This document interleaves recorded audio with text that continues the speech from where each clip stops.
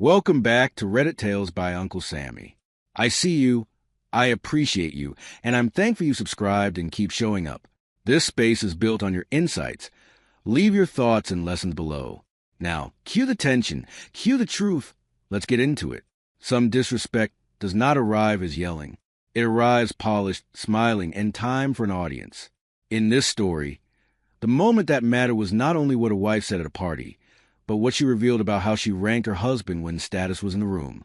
That is a real decision point in any relationship. Pay attention to who your partner becomes when impressive people are watching. If they need to shrink you to feel taller, the problem is already deeper than one bad night. The sentence that ended my marriage was spoken over a tray of crab cakes and sparkling water in a downtown Detroit ballroom dressed in gold linen and white roses. My wife said it with a smile, so controlled it barely moved her lipstick. Dorian handles warehouse problems. She told a circle of donors. I build institutions. A few people laughed because they thought it was harmless. One man looked at his shoes. I remember the jazz trio near the window. The cold shined the river outside, and the way my fingers tightened around a sweating glass until I nearly cracked it. I did not answer her there. I left. I walked to the lobby of Marquette Hotel with my back straight and my face calm, because I was raised by a father who believed dignity should never be handed to a crowd. Outside, March wind came off the river like a warning. I stood under the awning and watched valets jog between black SUVs while my phone vibrated 3 times in my jacket. I did not check it.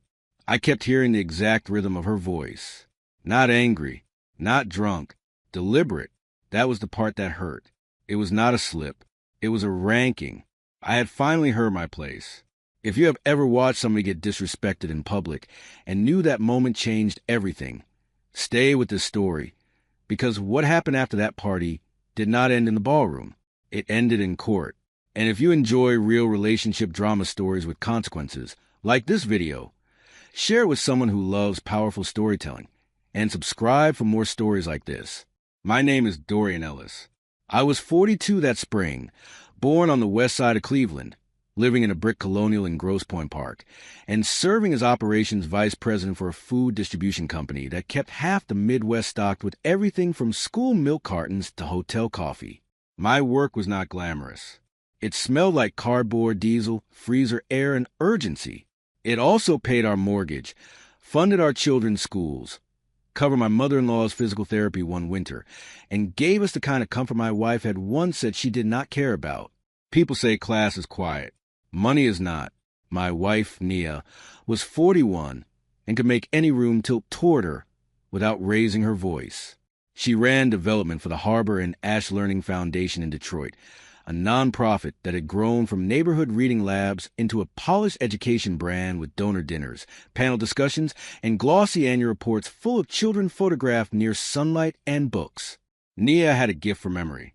She remembered names, wives' birthdays, where a board member's son wanted to go to college, which donor hated cilantro, which trustee preferred to be called doctor outside the hospital.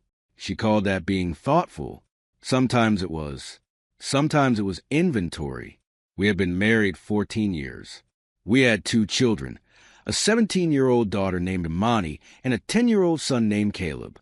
Imani wore big silver hoops and kept a sketchbook under her mattress filled with clothing designs and cityscapes.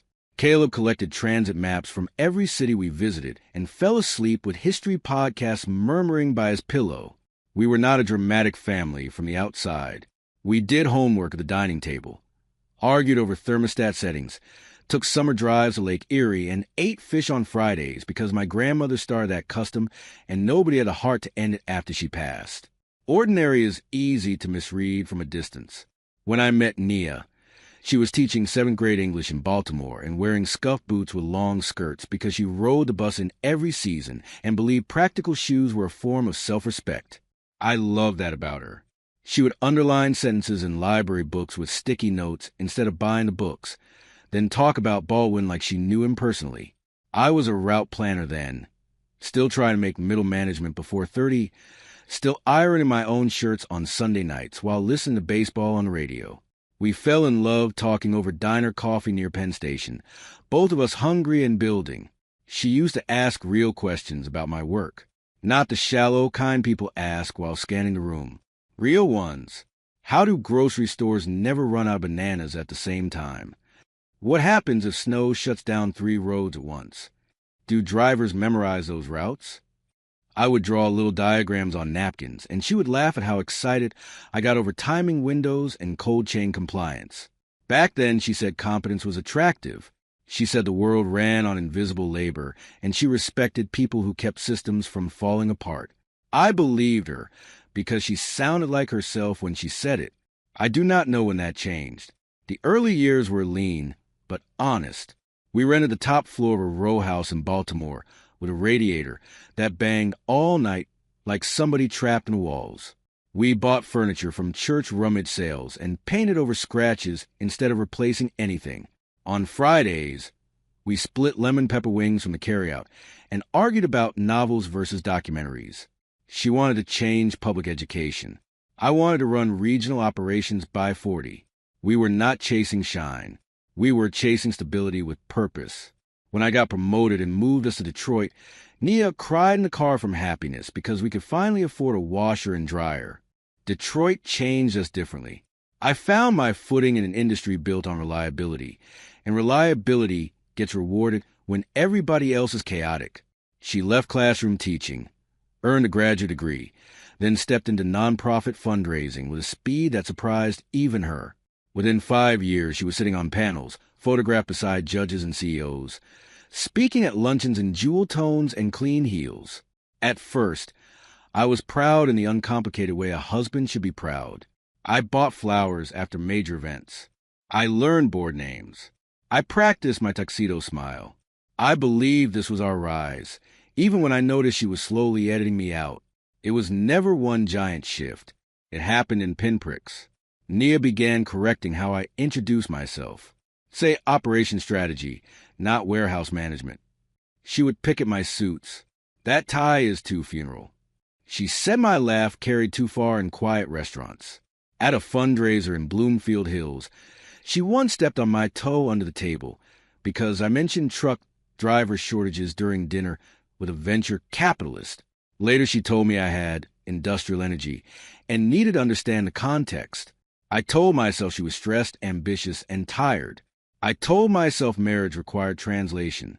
What I was really doing was sanding down my own humiliation into something easier to hold. The party that broke us was the Ashford Scholarship Winter Benefit, hosted in late March after the first teasing days of spring, when Detroit still did not trust warmth. I had spent that entire Thursday managing a refrigeration failure at our Toledo hub. 40,000 pounds of dairy product were at risk, and if we mishandled the timing, 3 school districts would have been short on deliveries by morning. I changed clothes in my office, shaved with a travel razor, and drove north in dress shoes at pinch because I had no time to stop home. Nia knew all this. She still texted me twice. Do not be late, and please look polished. When I arrived, the ballroom was already glowing with donor money. Glass chandeliers, soft strings, floral centerpieces tall enough to block honest conversation. Nia was in a bronze silk gown with one shoulder bare, wearing the diamond studs her aunt left her and the face she used for rooms where influence mattered. She kissed my cheek in the air, not quite touching me. "You made it," she said, with relief that sounded closer possession than affection. Then she adjusted my lapel and whispered, "Stay light tonight, Dorian. No shipping stories." I should have gone home then. That was the first decision I could have made differently. Instead, I stayed because I was still trying to be useful to a woman who only seemed to like me when I functioned correctly. I took my place beside her and let myself be steered through the room. I shook hands with orthodontists, software founders, retired athletes, the widow of a car dealer, and a city councilman who sweated through linen. Nia introduced me with careful economy. "My husband, Dorian." Sometimes she added, "He is in logistics." Never the title I had earned. Never the scale of what I managed. I noticed because omission has weight when it is repeated. You can feel it in the body like the weather before rain. Then we stopped at the table that mattered most to her that night. Raymond Voss, a private equity man with perfect teeth, his wife Elise, a board chair named Marlene Bishop, who wore cathedral blue, and a younger founder from Chicago everyone kept calling brilliant. Nia had been trying for months to land the Voss family as lead backers for a literacy and tech initiative. I knew because I had listened to her rehearse the pitch in our kitchen, while Caleb colored train stations beside us. Raymond asked what I did, friendly enough. Before I could answer, Nia smiled and said, "Dorian keeps pallets moving. I build futures." It landed exactly the way she wanted. Light enough to amuse, sharp enough to establish hierarchy. Marlene laughed politely. Elise gave me a quick look that read as an apology. Raymond nodded like he had learned everything he needed to know. I felt something deep in me go still. I could have matched her there. I could have said, "Actually, the systems I run feed schools, hospitals, and families while your husband monetizes debt." I could have embarrassed her back. That was the second decision. That could have gone another way. But I saw Caleb's face, then Imani's. I knew any public fight would become a story told about my temper, not her contempt. So I set down my glass and said, "Excuse me." Nothing dramatic. No speech. I walked away while she was already shifting into a polished summary of educational equity for people wearing six-figure watches. In the lobby, my reflection in the marble looked tired and older than 42. I took off my wedding ring and held it in my palm. Not as theater, just to feel its weight without meaning attached to it. Nia called twice, then texted, "Where you?" Then, "You are making this awkward." That wording cleared something for me. She was not concerned that she had hurt me. She was annoyed that I had disrupted the set design. I drove home to Grosse Pointe with the radio off, and my jaw aching from how hard I had clenched it. The streets were wet from an earlier rain, and every traffic light seemed to stay red long enough for me to remember another small cut I had excused. This year she called my company's holiday party Forklift Prom. The time she told Imani not to mention my job as summer arts program because people stereotype. In the afternoon she laughed when a neighbor joked that I probably knew how to stack boxes better than emotions. I had laughed too, because sometimes joining the joke feels safer than naming the insult. She came home near midnight smelling like gardenia perfume and champagne. I was sitting at the kitchen table with the under cabinet light on, my tie gone, sleeves rolled up, the ring placed neatly on a folded napkin. Nia stopped in the doorway and looked at the ring first. Then me. "So we're doing symbols now," she said. I heard fatigue in her voice, but no remorse. "No," I said, "we're doing honesty." She dropped her clutch on the counter and exhaled hard. "You walked out on me in the most important room I've been in all year." I almost laughed at that. "You walked out first." She rolled her eyes, a gesture I'd come to hate, because it reduced everything before discussion began. "Dorian, please. It was a joke." "No," I said, "a joke is something funny that both people survive. You were signaling to donors that your work had status, and mine did not." She crossed her arms. "You are being sensitive because those rooms are not your comfort zone." That sentence hit harder than the one at the party because it was private and therefore true to her. I remembered humming the refrigerator, the clock over the stove, the tiny sounds ordinary homes make while something important dies. "I want a separation," I said. She stared at me for 3 full seconds, then laughed once, short and unbelieving. "Over this?" "Not over this. Through this.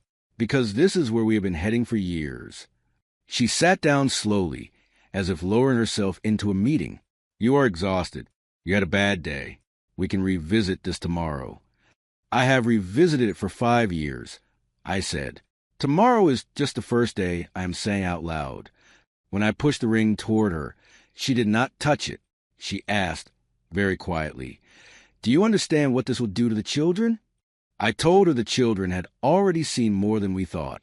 We told Imani and Caleb that Sunday afternoon, while rain tapped the windows and the furnace kicked on and off like an anxious throat clearing. Imani listened with her face turned blank in the way teenagers do when they refuse to give adults the full dignity of their pain. Caleb asked whether his train maps would have to be split between houses. That question nearly broke me. Nia cried before I did, but even then I could not tell whether she was grieving the marriage or the loss of control over its appearance. We promised routine, love, stability, honesty. We used every responsible word people use when they know their children will still hurt anyway. For 2 weeks, we managed a separation, like co-workers dissolving a startup. I moved into a furnished townhouse in Corktown near Michigan Avenue, close enough for school runs and soccer practice. I took the small room for my office and let Caleb help choose a blue comforter for his bed there. Imani asked for a drafting table instead of cute girl decor, which made me smile in spite of everything. Nia and I communicated by text and calendar invites. Clinical, efficient. It almost fooled me into thinking we might salvage some kind of decent co-parenting early. Then her attorney emailed mine with petitions seeking primary custody and child support structure like punishment. I read the filing in my office while the train horns from the old tracks outside sounded low and lonely. Nia's claim was that my schedule was too demanding for primary residential responsibility, that my travel made me inconsistent, and that the children relied on her for emotional structure and academic oversight. I sat there with the email open and felt a heat rise through my chest that had nothing to do with anger alone. Shame was in it too. Shame that I had mistaken our private war for something contained, when she was willing to rewrite my fatherhood in legal language if it helped her win. I called an attorney before lunch. Her name was Adrienne Cole, and she worked out a narrow brick office near campus marshes above a coffee shop that roasted beans too dark. She was in her 50s, wore flat shoes, spoke in clean sentences, and kept peppermint tea on her desk instead of water. "Tell me what your wife values most," she said after I explained everything. I almost answered, "The children," because that is the sentence good men are trained to say. But Adrienne watched me long enough that I told the truth. "Control," I said. "Image. Access. Winning rooms." Adrienne nodded. "Then court is where those values get stress tested." She asked me for evidence of involvement. I almost laughed from disbelief because if there's one thing I know how to do, it is document systems under pressure. For 6 years, I had kept a family operations board and a private app, one built myself with templates from old scheduling software. It started because Nia kept forgetting who had signed permission slips and who had bought cleats, and whether Caleb's inhaler refill was done. I tracked school events, pickups, medication logs, music lessons, design camp, pediatric appointments, parent-teacher conferences, grocery spending, and which parent was physically present. Not because I planned for war, because I had been quietly compensating for chaos. Adrienne looked through the records and sat back in her chair. "Mr. Ellis," she said, "you have accidentally prepared for the exact lie she intends to tell." There were calendars color-coded by child and task, receipts from early morning pharmacy runs, emails with teachers where I asked follow-up questions Nia never knew existed, photos stamped with dates showing me at robotics competitions, choir rehearsals, dentist visits, architecture camp drop-off, even a miserable November night at a field hockey game where the temperature had made my knees ache. We printed everything. We organized it into binders so clean they looked like internal audits. I went home that night and cried from pure relief in my parked car. Nia came out hard in the first hearing. She wore a cream suit and pearl earrings and spoke with a measured hurt of someone auditioning for reasonableness. Her attorney described me as devoted but unavailable, financially generous but domestically inconsistent. He used phrases like high-demand executive travel, unpredictable operational crises, and limited daytime presence. Nia testified that Caleb called her first when he was sick and that Imani depended on her for girl things. The judge, a patient woman named Denise Holloway, listened without visible reaction. I learned something that morning. Polished people trust the sound of their own stories so much they stop checking whether the facts can survive daylight. When it was Adrienne's turn, she did not raise her voice once. She simply built the week of our family life in front of the court, like laying track. Monday school drop-off, my badge scan at 7:58, then pediatric appointment at 4:15. Tuesday design portfolio review for Imani, my signed attendance sheet. Wednesday Caleb soccer practice, my text arranging snacks. Thursday emergency inhaler pickup after a weather flare. Friday grocery receipt, dinner photos, homework log. Then she repeated that pattern across months. Nothing dramatic, just consistency. My ordinary fatherhood, which had never been flashy enough for Nia, became impossible to deny when stapled, dated, and entered into the record. The hardest day came when Imani was called to speak. She was 17, tall like my mother, and had learned over the previous year to keep one eyebrow lifted when adults insulted her intelligence. Nia's attorney asked which parent helped most with school. Imani said, "It depends on the kind of help." He tried again. "Emotionally, who are you closest to?" She folded her hands. "That is not the same as who shows up." Then she described me driving her to a Saturday pre-college portfolio review in Ann Arbor during a snow advisory, while Nia attended a donor brunch. She mentioned how I learned fabric terms just to understand her sketches. Nia did not look at her. Caleb was too young to testify formally, but his counselor submitted notes about his attachment and routines.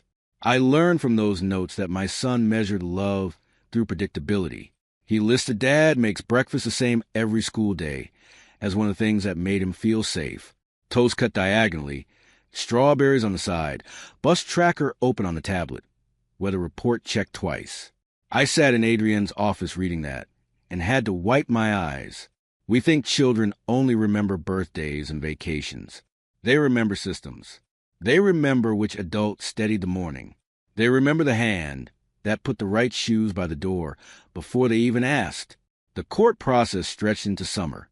Detroit heat laid itself over the city like damp fabric. Air conditioners rattled. Asphalt shimmered. I learned how to live in suspended grief. In the mornings, I managed route disruptions and staffing issues. In the evenings, I helped Kayla build a cardboard model of Chicago Union Station and listened to Imani debate whether she wanted Parsons or RISD more. At night, once they slept, I sat on my little back patio in Corktown with no music and thought about the life I had mistaken for partnership. I missed my wife some nights, which embarrassed me. People think missing someone means you were wrong to leave. It does not. Nia and I saw each other mostly in transitions.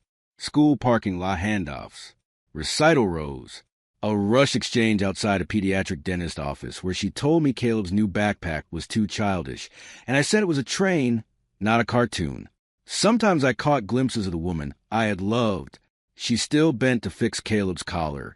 Before a concert, she still cried at Imani's sketches when she thought no one was watching.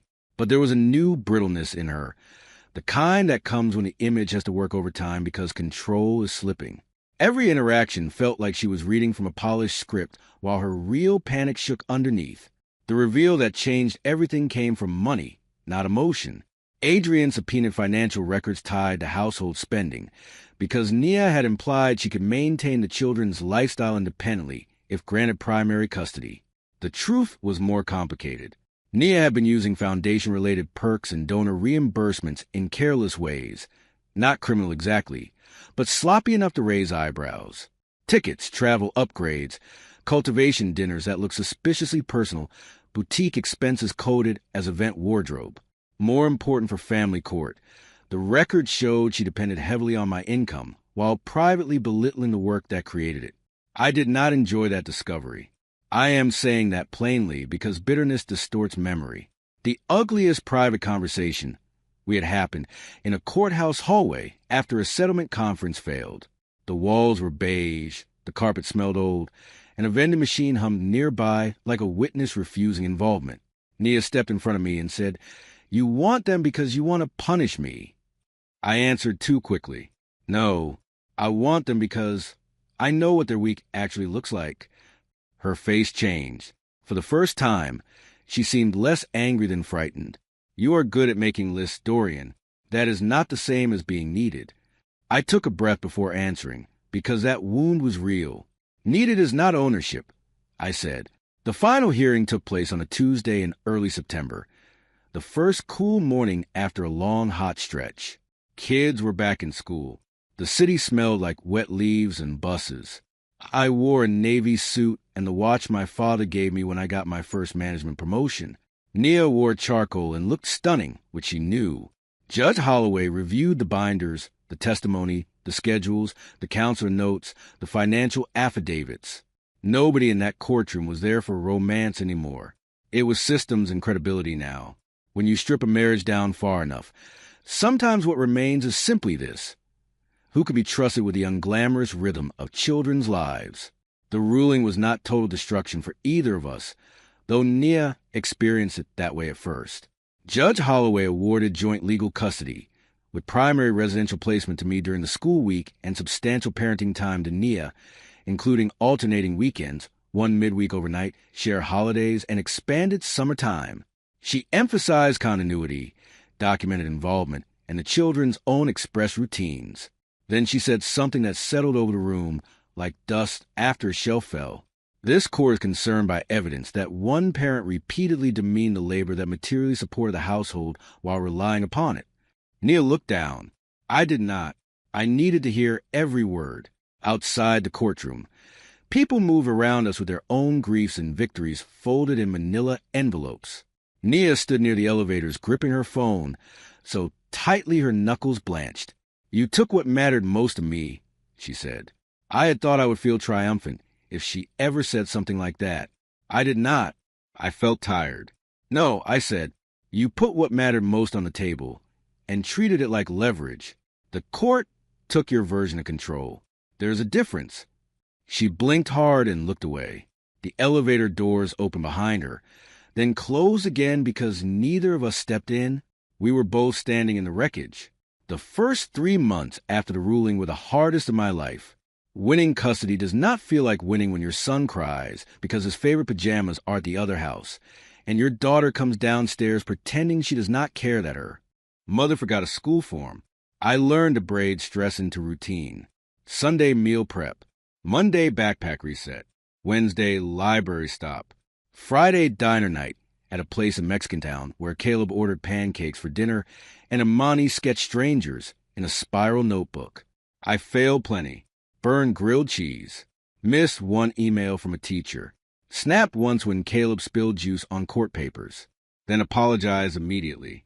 Therapy helped more than pride wanted to admit. I found a counselor in Midtown who had a shelf full of jazz records and asked questions that made silence useful instead of threatening.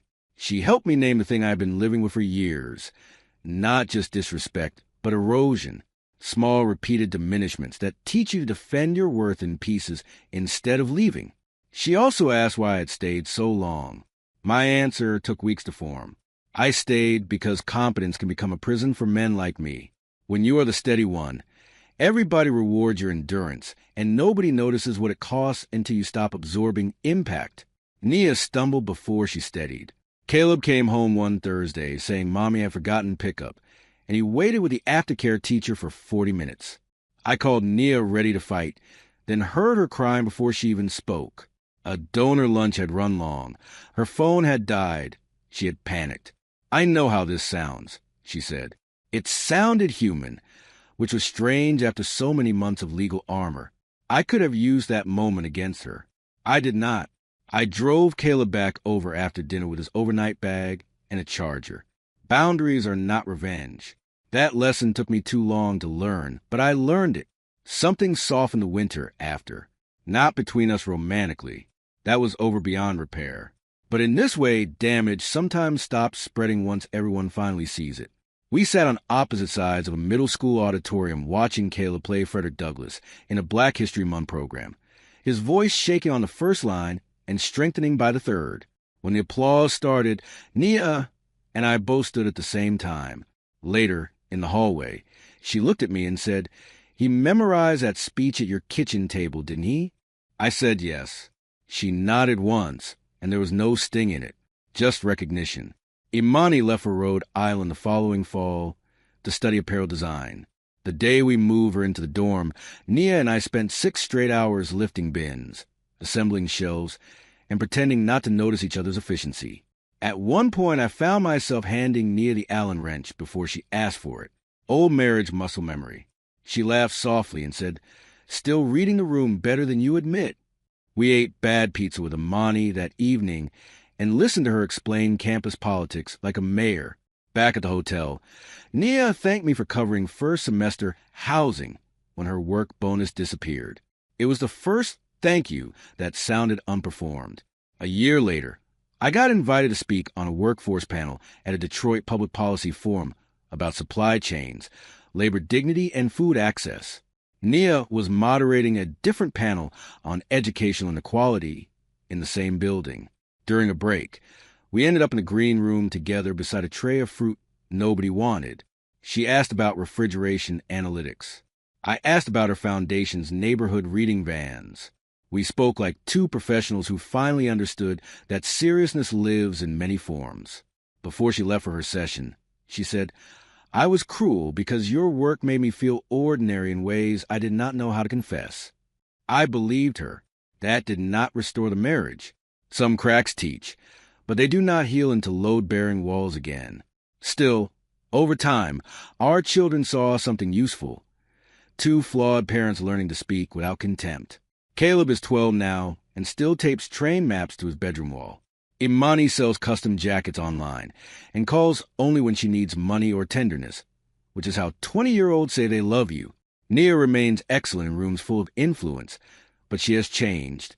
She asks Caleb's bus route before donor events. She asks about my warehouse automation pilot and actually listens. Respect arrived late, but it arrived honestly. Sometimes late is the only version adults earn. I still think about that ballroom sometimes. The gold cloth, the donor smiles, the sentence meant to make me small enough to fit inside her ambition. For a while, I told the story as if court was where I took what she valued most. That is not exactly true. The court did not give me revenge. It gave structure to reality. It protected my children from becoming bargaining chips and forced both of us to answer to facts instead of image. What Nia valued most was control, without consequence. She lost that. What I gained was harder and better. My children's trust, my own voice, and a life that no longer required me to disappear politely. If this story showed you that disrespect can cost more than people think, let that be a reminder that character always shows up in the end. Like this video, if you believe public humiliation has consequences, share it with someone who needs to hear this message. And subscribe for more original first-person drama stories about betrayal, karma, divorce, and hard-earned self-respect. What stayed with me in this story was not the ballroom insult by itself. It was a pattern behind it, and the way the truth finally showed up in calendars, pickups, breakfasts, and ordinary care. Pay attention to repeated minimization, especially when it gets sharper in public and softer in private. And if you are ever forced to defend your place in your own family, do not reach first for revenge. Reach for facts, routine, witnesses, and self-respect. Those things held Dorian together long before the judge ever did. The end.